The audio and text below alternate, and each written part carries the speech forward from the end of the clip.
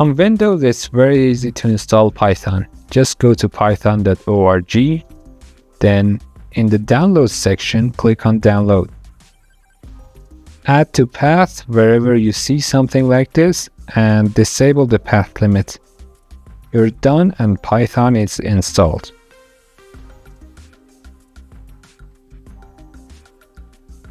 You also need an IDE, Integrated Development Environment, which is a software tool that combines a code editor, debugger, and other features to streamline programming.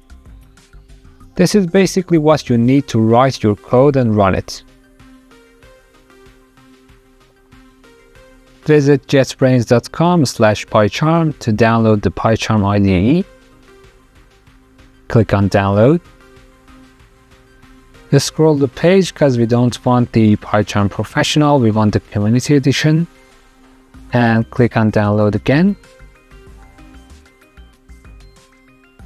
Installing PyCharm is very easy. Just click on next and choose a location for it to be installed. And don't forget to add to path. This is really important. And create a shortcut if you want to.